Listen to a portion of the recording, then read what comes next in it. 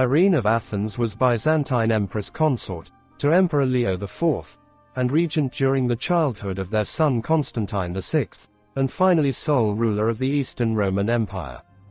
She ruled as emperor, and first woman to do so in Byzantine history. During her reign, Irene ruthlessly schemed and plotted to keep the throne. She was influential in government policies during her husband's reign. His ultimately death caused the throne to actually fall to her, leaving her solely in charge. Irene was born in Athens. She was a member of the noble Greek Sarantopekos family, which had significant political influence in central mainland Greece. Irene was brought to Constantinople by Emperor Constantine V, and was married to his son, the future Emperor Leo IV. She immediately influenced state policy by tempering her husband's attack on the Church's veneration of icons. He removed the penalties on monasteries that had been imposed by his father, and began appointing monks as bishops. Leo's short reign came to an end, when he died of fever aged 30, while campaigning against the Bulgars.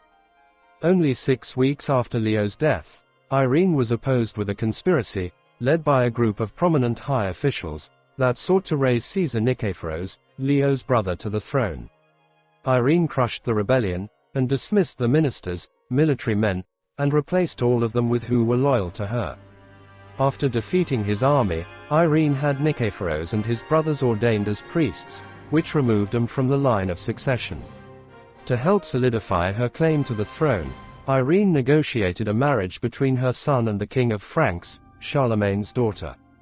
In 783, Irene sent a Byzantine army with her courtier Staurakios to fight the Slavs in Greece, and the first military success of her reign came against the Slavic army.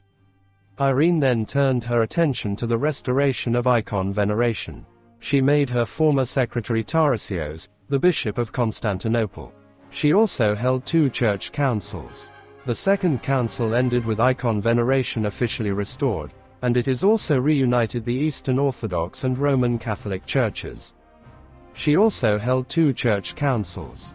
The second council ended with icon veneration officially restored, and it has also reunited the Eastern Orthodox and Roman Catholic churches. Constantine, increasingly impatient under his mother's rule, with the army's support, he seized the throne and banished her mother from court. 2 years later, young emperor faced defeats against the Bulgars and Arabs, so he invited Irene back to court and named her co-ruler. They ruled jointly for the next 5 years, but Irene soon began to plot against her son. Constantine became even less popular, when he rejected his empress in favor of mistress. In 797, Irene took back the throne for herself, and led a coup against Constantine. She blinded her son, and Constantine died shortly afterwards as a result of his injuries. Irene now had dealt with all her challenges. Then Irene is referred in official state records as emperor, the first woman to rule the Byzantine Empire. She continued to take an interest in all matters of her empire, politics, warfare and religion combined, and tried to win favor by announcing reductions in taxes. In 802, Irene attempted a marriage of alliance with the Franks king Charlemagne, who was also the newly declared emperor of the Romans in the west.